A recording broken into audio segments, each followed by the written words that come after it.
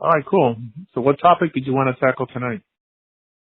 So let's kind of go back through the original conversation we had, but this time, instead of me more asking questions, we'll really get into a debate on this. We'll really get to a very real place where I think I'll try to provide the evidence of what I'm learning as I'm attempting to convert into Orthodox Judaism. And then I'll let you really give your side, because you are an Orthodox rabbi and you have done conversions for other people to become converts into Orthodox Judaism. So I really want to kind of walk through where I'm at and what roadblocks I'm going through and what information I'm learning, and get the contrast on what you teach, what you believe, and how you help on your side of it. Sure. Sounds good. So I guess let's start with you.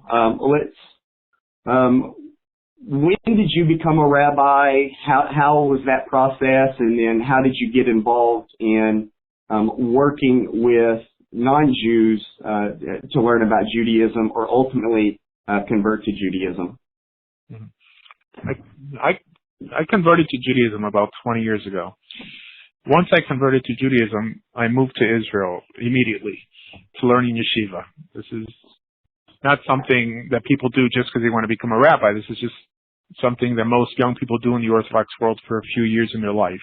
In Israel, there's a yeshiva for every type of background. As a matter of fact, I would say the vast majority of people who learn yeshiva don't get smicha. They don't want to become rabbis. In Israel, I would say the greatest scholars in the land of Israel are not rabbis. Rabbinic ordination is something you get when someone's planning to return to America, and they either want to make a living in that profession, or they want people to take them seriously. For some reason in America, no one takes you seriously unless you have the title rabbi. So I learned in a few yeshivot. I learned in Eshet Torah. I learned a little bit in Or Sameach. I lived in Israel for 5 years in my yeshiva. There was a yeshiva. It was just a common thing that if you live in Israel, whether you're in a formal yeshiva or not, you have a chavruta constantly, like someone to learn with on a daily basis. It's just a way of life. It's not like a profession you're studying for. This is what it means to be a Jew. In America, it becomes a little bit comical how some Jews make fun of you because you don't have the title rabbi or this and that. I mean, I know many people who don't have the title rabbi who are complete geniuses. As a matter of fact, sometimes I think that title, by definition, means that you're a less impressive individual. I think anyone who's learned in Israel, who's learned in yeshiva, will tell you the same thing, that people who go for that title typically that they're in it for the wrong reasons. So, that being said, the way I got involved in outreach was living in Israel. I was working for a rabbi named Jeff Seidel in the Old City, and I worked for him for probably 12 years, even though I lived in Israel for 5 years. Even when I wasn't in Israel, I was still working for him. His organization reaches out to unaffiliated Jews on the collegiate level and tries to make them religious, tries to put them in religious schools, religious programs, no matter where they are in the world. In Israel, his organization is based out of the major Israeli universities, in Hebrew University, Ben Gurion, Tel Aviv University, Technion in Haifa. So that's how I started. I started reaching out to Jews, which is traditional Jewish outreach, at least in the last 100 years since Jewish outreach has existed in the Jewish world. The Kiruv movement in Judaism, the outreach movement, is less than 100 years old. It was actually founded by Chabad. Before the Kabbalistic movement, Jews didn't feel some obligation to their unaffiliated counterparts. That makes sense to me, that if someone no longer believes in Torah and is in some way an enemy of everything you teach, you really shouldn't feel any obligation to them just because you share the same DNA. But Kabbalah changed that. I mean, Kabbalah teaches that there's something called a Jewish soul, even though this notion of a Jewish soul doesn't appear in the Talmud, it doesn't appear in the Mishnah. It's really post the Zohar that this idea started floating around. Kabbalists believe that what makes someone in the covenant and special is not what they believe and how those beliefs shape their behavior, but basically the blood running through their veins, their aura, the Pintel Yid, the Jewish neshama. And this also leads people to the belief that Jews are intrinsically endowed with, not based on belief or behavior, just because they exist, which is really, if believed by any other group, would properly be called bigoted. Because if someone believes that anyone is intrinsically special, then what you also believe is that those who are not from that group are intrinsically inferior. That's really the ideology pushed by groups like Breslov and Chabad and basically all these ascetic, Hasidic, and Kabbalistic movements. So anyways, when I was in Israel, I started learning for smicha. There's an organization there that it's not hard to enter as long as you have, I think, maybe 2 rabbis write you a letter and endorse you. It's called Perkei Shoshanim, the Shulchan Aruch Project. And back then, the head of Perkei Shoshanim was a rabbi, Nor Sameach. And I studied Isser V'Hetzer for about 2 years. And I actually didn't even end up getting smicha with them.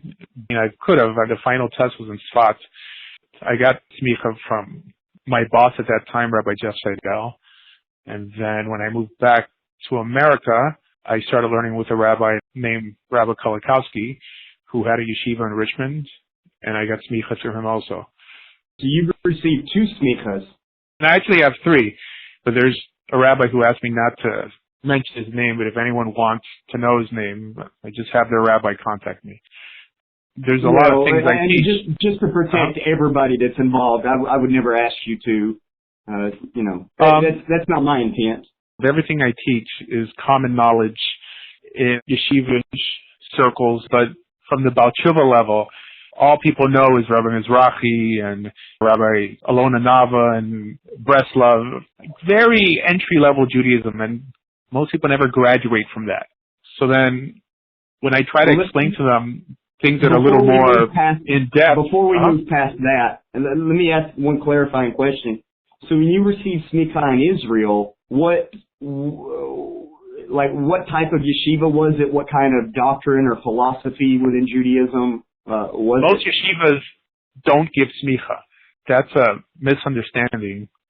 This was actually invented by the Reform movement, the idea of institutional smicha. It was invented by Hebrew Union College. Free smicha, so I'm just trying to clarify what institution and what... No, like I said, institutions do not give smicha.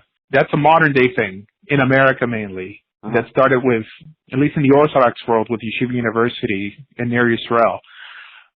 Most smicha is done from one rabbi to his students. That's it. Now, this rabbi does not necessarily have to be your Rav Muvchach, like your main rabbi that you learned everything from, but just someone who quizzes you and knows that this guy knows enough in this area of halacha that I'm giving smicha in. That's the vast majority of smicha that's held by rabbis today. So this type of smicha that you see, let's say in the Messianic world, is copied from the Reform movement and like 2 or 3 institutions in America that call them. I don't want to go down that trail right now. I mean, whether it's true or not. Because you're adamant with that teacher that saw something in you that was able to give you smicha. I wanted to know. It doesn't work like that. It doesn't work like that. Anyone in Israel, right now, if you want smicha, you go to the head of Eda Haredis, Rabbi Goldberg, take his test, and he'll give you smicha. It has nothing to do with personal ideology.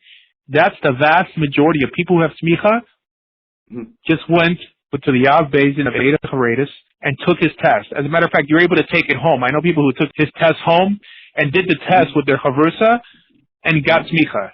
It has nothing to do with walking around with a teacher for many years and many other disciples. It's not, and I'm not even talking about Jesus here. I'm talking about, this was Talmudic smicha, which is completely different than the smicha they have nowadays.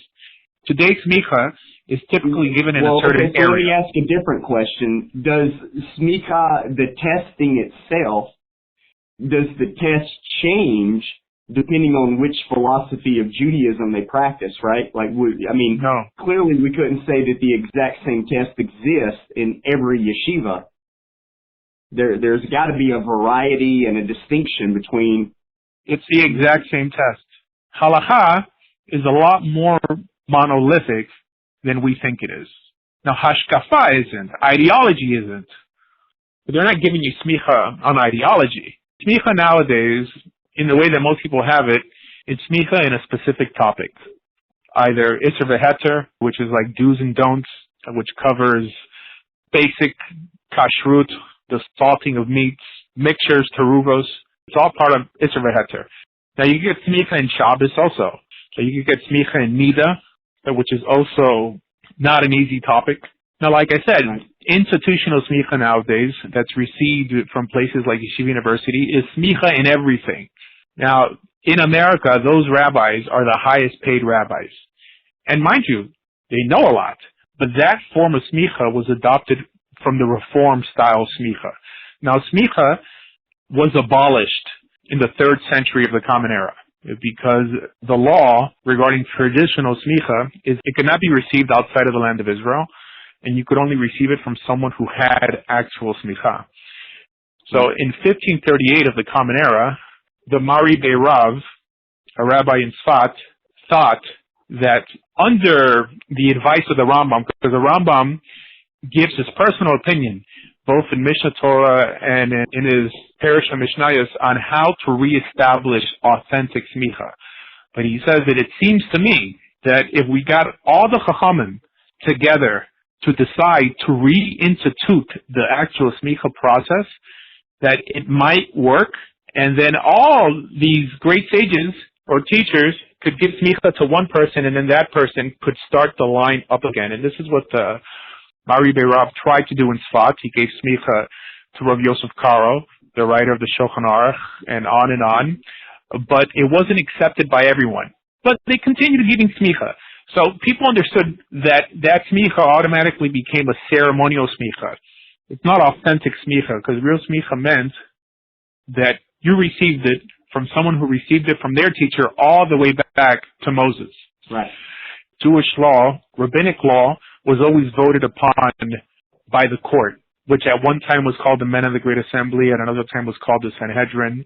In Hebrew, it's called the Beit Din Hagadol. This court was sanctioned in Deuteronomy chapter 17 to fill in the gaps for the ambiguous or gray areas in Torah. And it says that their rulings would be called Torah. The real thing that I'm trying to establish with you, because, obviously my goal as a human being, regardless of this phone call, is I'm looking to convert into Judaism, and I'm looking to learn everything that I can about it, and I'm trying to figure out how to navigate through some of the complexity and some of the diversity. And so for me, if, like, for example, I've spent the last year going to a Chabad synagogue, and I can generally say that on just that one level, that a Chabad synagogue goes through a certain yeshiva, which really comes down from the teachings of Rabbi Schneerson, which was on the back of the Rebbe before him, which was on the back, all the way to the Baal Shem Tov. And so, like, you can see where there's like an unbroken line of consistent beliefs and teachings and reproducible students. And so when I think about that, I think, okay, so I would think that, like, the Breslovers, they really jump on the backs of, like, Rabbi Nachman all the way down. And so there's like an unbroken trail where they all kind of study the same, believe the same, walk the same, do everything in a very uniformed way. Now, obviously, there's degrees of diversity within uniform, but there is a standardism, involved in that. Like, I would say, because I see here that there's at one time you were at Aish, right? So you can generally say that there's going to be a certain amount of consistent repeatability with everybody that completes the Aish programs, right? So what I'm trying to figure out is, when you say that you got smicha from this one guy in Israel, I'm trying to figure out, what did he learn that helped you learn what you've learned, which is it doesn't work like that again. Teach what you're teaching to us now. You're confusing ideology, hashkafa, with halacha. In terms of becoming a rabbi, it's only about halacha. That's what makes you a rabbi. I can't speak for Chabad, but I'm pretty sure that on a smicha test in a Torah Semis or whatever Chabad Yeshiva gives it out, they're not asking you questions on the Tanya or on metaphysical issues. Questions on halakha. Why? Because the smicha that we have nowadays resembles the smicha of old. Now, the smicha of old only dealt with halakha. It didn't deal with metaphysical issues. If Rabbi Akiva or Rav Papa or whoever had a personal devotional belief, those beliefs had nothing to do with them having smicha. Those are personal beliefs. They had nothing to do with them being rabbis. The notion of being a rabbi only has to do with halakha. Only halakha. Now, I'm pretty sure in a Chabad yeshiva or in a Breslov yeshiva, they're going to teach on topics that have nothing to do with halakha, but not for smicha. Your smicha is almost set in stone. That if you have smicha, your job is to paskin shailas, like they say, to make final decisions on halachic questions that for some reason are not answered in Shulchan Aruch. But it has nothing to do with personal, mystical, you know what I mean? Now, it's true. Some yeshivas are more mystical than others. I think there's a gray area here that we're not fully addressing, right? Okay, so if a person is a rabbi and they need to make a halakhic ruling, then they would need to demonstrate that they can look at the text, know what the sages wrote about the text, and know how to stay within the parameters of, say, Rabbi Ishmael in the hermeneutics to derive that. So if you dismiss certain books coming down from the sages, or you choose not to engage in certain beliefs that are fundamental beliefs in Orthodoxy, then there's a reform that takes place at that point. You know, that's, and so what I'm trying to figure out I is understand what you're saying. Who's rejecting certain books, halachic books? Okay, so, and I'll give you a very clear example, right? Okay, so last time we talked, one of the things that we talked about is that the ideal of Mashiach is not a Torah-based idea, that it's more of a prophets-based idea. No, wait. You're getting off topic here. The notion of Mashiach has nothing to do with halakha. The notion of Mashiach is a metaphysical idea. Has nothing, there's no one who has Mashiach. Or how you understand the text will relate to how you derive halakha, right? No, not at all. Rabbis are not there to interpret text for themselves and tell you what they think it means. But they're just there to reiterate what our sages ruled on. That's it. Being a rabbi is equivalent to being a judge. A judge cannot rewrite the Constitution. All he can do is tell you what it says. Because anything mystical has nothing to do with being a rabbi. It's only legal issues, halakha lemaseh. They're a mouthpiece for our sages who only were important to us because of their legal rulings. In other words, the rabbis themselves had different opinions on metaphysical issues, but it had nothing to do with their role of being a judge, basically what was known as a rabbi back then. I mean, I think you're confusing two different things here. Now, yes, in the Jewish world, there are teachers who teach on metaphysical issues, but their authority to teach in that area doesn't come from them being a rabbi. It comes from their community accepting them as an authority to teach on some metaphysical issue. Their title rabbi just means that they reiterate the same laws that were already established by our sages. But not. Let me break down the oral law to you. I'll give you a very clear example. No. I mean, so it's not. There's a Jewish guy. We can't argue facts, so we can only argue opinion. This is a fact, 100% fact. Yeah, but I'll break down the oral law to you. We're going to debate about this because this generation, we sent a Jewish guy into outer space in a rocket ship, and this Jewish guy needed a ruling how to observe Shabbat and how to observe Yom Kippur. And so this generation of rabbis was able to look into the text and figure out a ruling on how to make this a legal thing for him. It has nothing to do with metaphysics. I mean, looking at legal books, not mystical books. When you're talking about Ilan Ramon, so Ilan Ramon went in space with the Sefer Torah. He asked, how do you keep Shabbat in space? But the rabbis didn't look in the Tanya, they didn't look in the Zohar. First, let me give you a breakdown of how Jewish law functions, and then I'll explain how metaphysical Judaism functions. Jewish law is what makes you a rabbi. So Jewish law are only the rulings of the Sanhedrin. of the court, whether it was the court in the time of Ezra or the court in the time of Hillel, that court that sat on the Lishkat Hagazit, in the room of hewn stones on the Temple Mount. They ruled Jewish law into existence. Rabbinic law, not Torah law. Torah law is clear. So the oral law is what they clarified Torah law. Like it's not just saying it's rabbinic law. Absolutely. They clarified Torah law case by case until they but it was monolithic. It was a monolithic understanding of it. In other words, it was done in a court setting. It was voted upon. Now, this was only on legal issues, because if the court had power in any way alter the metaphysical, well, they would just rule that the Messiah should come tomorrow, or that our oppressors should drown in the sea. Their power was only in the legal. Their rulings were collected by Rabbi Yehuda Hanassi in the Mishnah. In other words, because he saw that the Jewish community was in baffles, they were scattered all over the world, there was no longer a ruling body to instruct Israel properly, he went back and he gathered all of the notes of the sages of that time, passed down to them of all the previous rulings, and he put it in book form, because this court was no longer going to function. Now, the Amoraim later came on the scene and wrote an interpretation of the Mishnah. That is what was called the Gemara. So the Gemara and the Mishnah is what is called the Talmud. Now, the Rambam comes along, he codifies it. In other words, he puts it in a language that the common man can understand. But these laws are pretty monolithic. I mean, there's some gray area here and there, and we see that in some cases, Jewish law is practiced in slightly different ways depending what community you're in, but it's a pretty much accepted understanding.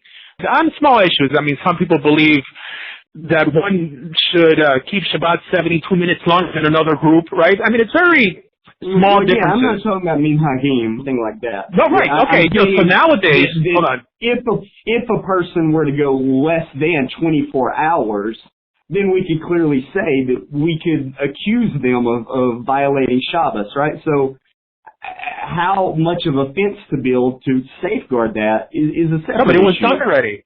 Virtually every rabbi today goes by Shulchan Aruch. And the Shulchan Aruch is 90% Rambam. Okay? So there's no difference. It doesn't matter if you go to a Breslov yeshiva, Chabad yeshiva, a Litvak yeshiva. Everyone is going to go to some degree by the Shulchan Aruch. That's it. I mean, that's where Jewish law comes from, and that's the guide of the rabbi. Has nothing to do with whether they believe the Rebbe is Mashiach. It doesn't matter, if they believe in demons, if they don't. That's not what makes them a rabbi. What makes them a rabbi is that they stick to Jewish law, which doesn't contain anything metaphysical. If you are able to answer, how do we keep a certain law in a certain situation, that's what makes you a rabbi. That's it. Now, of course, there's many books, the Ramchal, Derech Hashem, there's many books that teach Musar and try to explain metaphysical issues, but that has nothing to do with being a rabbi. That has to do more with being a makubal, like a Kabbalist. Okay? It's a completely different world, not tied into being a rabbi. Now, nowadays, I don't know how the idea of a Kabbalist got translated or tied into the idea of being a rabbi, because they really don't correlate. It's two different offices. Even historically, the rabbi was learning all day, while the makubal was, walking around and sharing stories with peasants, and it's two different offices. Nowadays, it got lumped into one. Even Chabad, when Chabad started out, the majority of their followers, of their congregants, were peasants who couldn't read or write. But they, in some way, made it possible that these people also felt included through singing and dancing, but it had nothing to do with being a rabbi. It's not like that. I mean, the job of a rabbi is only to explain and apply Jewish law. This is where I completely disagree with you, and I'll explain why I disagree with you. Because when I was first introduced in understanding the value of becoming part of the Jewish people, they explained it in a way that I kind of use as a base model for how I look at it all, okay? So they gave an analogy. Imagine that you and your family got put on a rocket and y'all had to go recolonize in a foreign planet, right? Let's say we had to recolonize to the moon.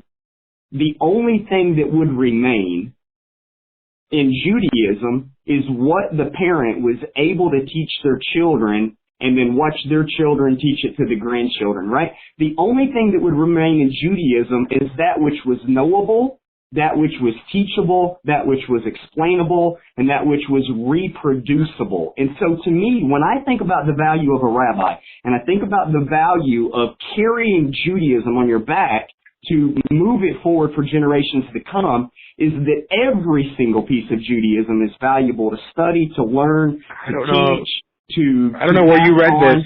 And to watch it sounds like again and again. Because it's maybe on some Chabad website or something. Judaism begins to get watered down and weaker, it is only hurt. Are you saying this with a sense of authority? Because everything you just said, it sounds like you read it off a postcard. Honestly, I'm sorry. No disrespect, but this is not Judaism. What you just said sounds like something told to a skeptic or someone who's not able to comprehend how Judaism actually functions. This is why. Does it continue? What do we learn from Chaisera? What do we learn from Toldot? How do we know that the Jewish people are eternal? It's the ability for parents to teach it to their kids reproducibly. It's the ability of taking 100% of the contact and to give 100% to the next one so that they can do 100%. So you're divorcing Judaism from the oral law? No, I think really very clearly Abraham completely taught everything to Isaac, but also he was learning from Shem, right? Very, very clearly. And then Isaac teaches it to Jacob while he's sitting in the house. And then Jacob are you asking me my opinion, or you're telling me what you think it means? The way we understand and explain Torah Shebiktav, the written law, is through the oral law. That's it. If a father wanted to transmit Judaism to his son, he's not going to tell him, open up Parashat Toldot or Chayei Sarah. He's going to tell you, look in the Mishnah Torah, or look in the Shulchan Aruch, or study Mishnayos. This is Orthodox Judaism. I'm just telling you. We say that now, but there was a time when it wasn't written down. It had to be orally understood. It had to be orally transmitted. And that's the beauty of sneakers. Orally doesn't mean that it's you were a master by a father to his son. And you had the ability to take 100% of things and teach it out to the students below you. And then they would, in fact, go and start their own school and teach it to the students below them, reproduce. The only thing, as a rabbi teaching the students, you're only reiterating what the court instructed for all of Israel. It's not that rabbi in any way deciding for himself this is what Torah means. But the Torah never endorses independent interpretation of Scripture. And nobody brought that into this conversation. Nobody said independent interpretation. You said it's up to the rabbi to teach the students. I said Abraham learned it. It was taught to Abraham. Abraham didn't learn it. Everything that he learned and poured that into Isaac. Isaac took everything that he learned and poured it into Jacob. Jacob poured it, and it continually got poured. And then Moshe Rabbeinu took everything from the heavens and poured that down, first to his brother Aaron. Well, the Torah doesn't say. And then after Aaron to his sons, anything was passed down to the priesthood, then to the Levites, then to the elders. So you're making this up because the Torah doesn't say this. The Torah doesn't say that Abraham in any way had Torah to pass over to Isaac and Isaac had Torah to pass over to Yaakov. That's more of a Kabbalistic understanding. Again, I think that you're getting your understanding from Chabad.org and Breslov.com or whatever. Abraham didn't have the Torah. Isaac didn't have the Torah. Now, Torah just means instructions. I have no problem assuming that they had Abraham absolutely had the Torah. He absolutely did. It's written in the Torah itself that he followed it. He obeyed it. Yeah, absolutely. It absolutely says he obeyed it. If you want me to teach you, I will. But you can't make these authoritative statements and in some way publicly try to correct me here. Okay, I know the Hebrew. Where the word Torah, when it says that Abraham kept my Torah, means that Abraham kept my instructions. To assume that means that Abraham had the whole Torah is almost blasphemous. And yes, mind you, there are many Kabbalists who teach this. But it's nonsense to believe that Abraham had the whole Torah, Jacob had the whole Torah, and at the same time broke the Torah. Because we know many instances, for example, Jacob married sisters, a clear violation in the Torah, right? And we see Joseph disrespecting his father and his brother, where's Kibbutz Avayim there. There's many, you don't have to believe that our patriarchs had the Torah for the Torah to make sense. As a matter of fact, it makes less sense than when someone assumes that the whole Torah, before it was given, was in some way transmitted orally all the way back from Adam, because many Kabbalists teach that also, which makes their story less impressive. But that Abraham wasn't really special for choosing God and leaving a life of idolatry behind. No, not at all. He was special because of the pedigree he came from. Nonsense. That's not what the Torah teaches. In one area, you're very much like a Karaite, but in another area, you're quick to interject many Kabbalistic ideas. For you to form an opinion like that. I just quoted everything you said. In any way to form an opinion. You said that Abraham had the whole Torah. You said Jacob had the whole Torah. Isaac had the whole Torah. Those are Kabbalistic ideas that are not in the Torah, but at the same time, what you said, that if a Jew would arrive in some foreign planet, the way he would keep Judaism alive, it's just by teaching his son stories.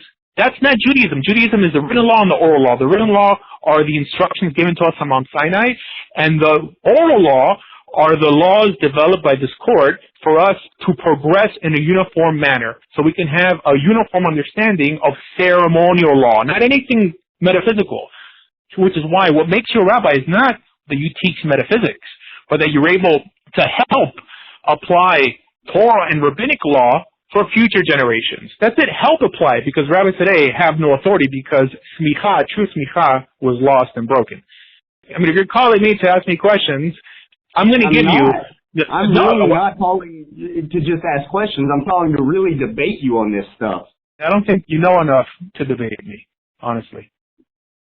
Well, I'm not saying that I do know enough, but I do know that as I'm trying to convert into Judaism, there are very clear things that are consistently taught to me that are very different than what you're saying. Like, when I open a Stone Editions or I open an art scroll and I look in the Chumash, and I flip over to the Parsha where Abraham is talking to Melchizedek, it very clearly tells me, based upon Targum Yonatan, based upon Genesis Rabbah, exactly what Abraham was doing, who Melchizedek was, and what the relationship that Abraham had with Melchizedek. I'm learning it straight from Judaism, straight from the Talmud. And I can quote every single source. Hold on. You don't make no distinction between the actual text in the Torah and Agadah?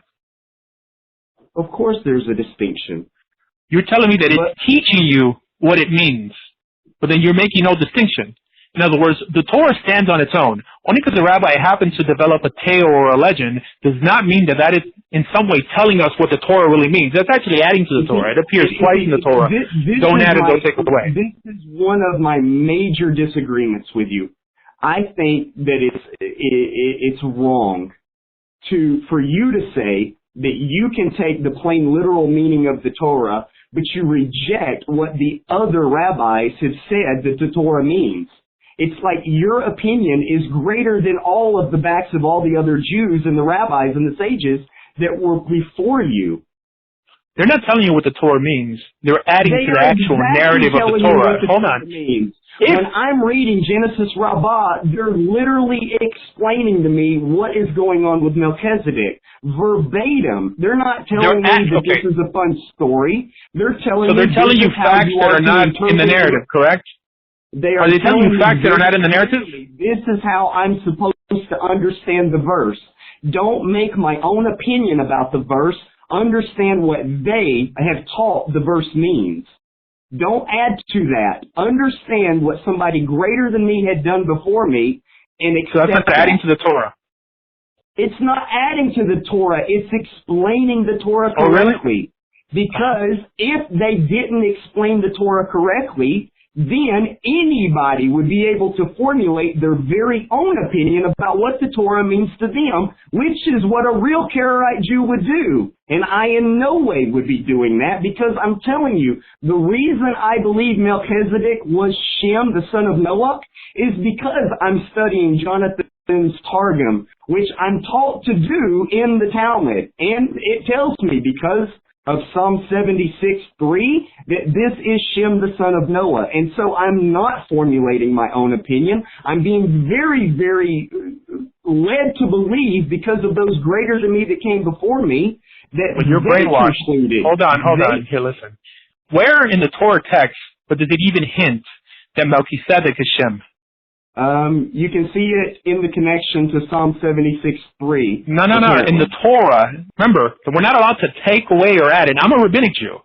But according to the literal narrative, you can't see that they were interpreting and they're coming up with a completely different narrative. Now, I read Rashi straight through. What you're telling me, Rashi, in all the midrashim he brings down, but doesn't add to the narrative in the Torah? You could be brainwashed to believe that it's an interpretation, but if there's no way that you yourself could make a link. He is not adding to the narrative, he is defining the narrative. He is providing clarity to the narrative. He's not adding a new narrative that never existed before. He's revealing what the true meaning of the narrative always was. Unless they're explaining how it's done, right, by either that's something else. That's something. The Zohar was initially just a commentary of the Torah, so they added all these newer books to it, was to give the Torah a mystical twist. I haven't brought up the Zohar at all. I'm in no way doesn't matter. Even Rashi. Conversation. I'm saying, as a convert that is beginning to go to a synagogue and learn about Judaism, I get handed a Chumash, and within the very Chumash tells me what is going on in the text. There is already a commentary provided for me to study and learn from, so that I don't accidentally form my own opinion about what the Torah says, and I understand what the giants of Judaism have always understood it to mean, so learn it correctly. You were better off remaining a Christian. Sounds that as a Christian, hold on, no, I'll tell you why. I'll tell you why. Because as a Christian, to do with this real text. Because as a Christian, you would have been appalled. From the real debate. This is what I'm saying. You're using these tactics to bring up side Hold on one second. That have as nothing a Christian, to do with it. Hold on one second. As a Christian, you would be appalled that anyone who made similar statements to the ones that you just made, that a rabbi could actually tell you extra characters, rename individuals in their tales and legends that in some way give a definitive understanding to Torah. You would be appalled as someone who held by sola scriptura. There's no Jew who walks around thinking that every medrash in some way has to be believed. Why? Because the midrashim contradict themselves constantly. But of course, if you only know Chumash with Rashi, well, you're going to think, oh, well, Rashi doesn't contradict himself. Rashi. I'm telling you Genesis Rabbah. I'm telling you Jonathan's Targum, Onkelos Targum, Ibn Ezra. I'm explaining to you that all of these sages have clearly laid down the arguments to the text, and they know the Hebrew correctly. And many times, they can in the vast majority of times, the text correctly, and they contradict each other in the vast majority. I mean, you can't compare Rashbam with the Rashi or Ben Ezra, completely different individuals with a completely different outlook, and every parsha is going to be understood differently. Every contradiction is also within the will of Hashem. Every single contradiction is also within the will of Hashem. I mean, you've been brainwashed. I mean, this is why you should have stayed a Christian. This is Judaism. I mean, this is not Judaism.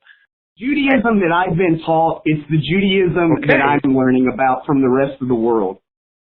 Because if I were to do it, I would take your opinion. Or worse, I would be left to form my own opinion about what the text says, which clearly violates the very principle of why we needed a Talmud to begin with.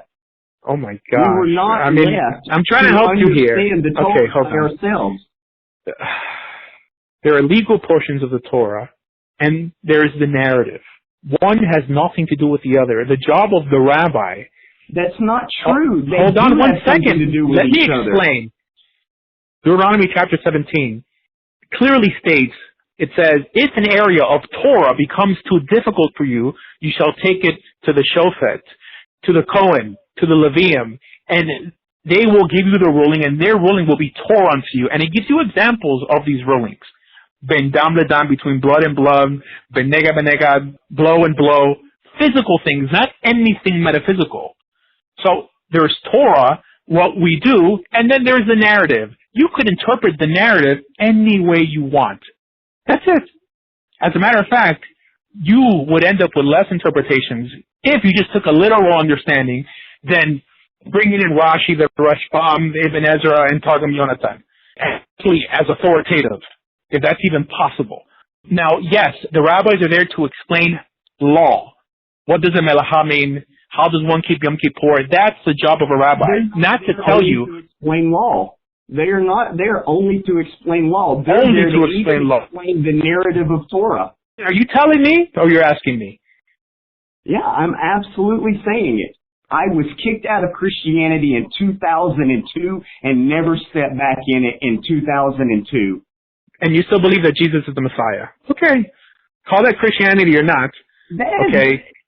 That wasn't even brought up in this conversation whatsoever, and I said it 100 times in the last time we talked. I have rejected every single version of idolatry and paganism so that I can study Orthodox Judaism. Okay. Not just any Judaism, right? Because I have an opportunity to study conservative Judaism. I have an opportunity to do all the other stuff, and I clearly chose Orthodoxy. Well, I'll tell you, no Orthodox Jew will convert you knowing that you think that Yeshua is Mashiach ben Yosef. Okay, I'm just saying. I mean, this is not really a farce. You're doing it. You're taking a very straightforward conversation, adding a side narrative that has nothing to do with I see what you're trying to do here. You wanted to consider this a debate. This is, I mean, completely ridiculous. I mean, you're going to tell me what you think Judaism is, right? I mean, if I took you as any sort of authority, I mean, I might as well believe in Yeshua also. Actual sources. I am in no way saying this is Travis. You haven't quoted one source. I'm telling you that I'm looking right now at the actual commentary on the Chumash. There's many commentaries. Sure, absolutely. And I'm quoting it verbatim, so it's not my argument. It's the I have a commentary too. Argument. Quote me. I have a commentary for every parsha in the Torah. Commentaries are not authoritative. They're not definitive. Is that what you think? If Rashi says something, it's like Moses said it? I absolutely think that the entire Jewish people accept the plain literal meaning of the Torah the way that Rashi describes the Hebrew. I think if we get into a debate, what does the Hebrew mean, that we all go to Rashi and say, that's what the Hebrew means. Rashi brought a lot more than just a dictionary to his interpretation of Torah. That's a side note that has nothing to do with the point that I just made. The point that I made is that within Judaism, Orthodox especially, we accept Rashi. And if Rashi translates a Hebrew verse to say one thing, we jump on the back of Rashi. Do you believe in mermaids? I'm not going to play games with you. That's silly. Do you believe in unicorns? Look. No, tell me. Because Rashi sure does. Rashi mentions that mermaids are real. Okay. There's many rabbis. I'm just telling you. I mean, don't. And as somebody that is converting to Orthodox Judaism, I have to agree that he understands more than I do, and I have to agree that he probably knows something that I may not have learned yet. And just because I don't see it and I don't accept it and I don't agree with it doesn't mean that I get to make fun of Rashi or say that it's something negative. If he says there's a unicorn, or, for example, this has nothing to do with making fun of somebody. And I got to tell you, it's a weird thing for me to think about there's a phoenix inside of Noah's Ark. But that's definitely within what the sages wrote about, and they have a very long list of explaining what the phoenix is all about. That's interpreting the Torah. Midrashim are just tales and legends. It's like for you to walk around quoting a medrash and saying Torah teaches. Man, I'm going to have to end with this discussion because it just sounds funny and it sounds like I'm bullying you. Rashi would consider you an idolater.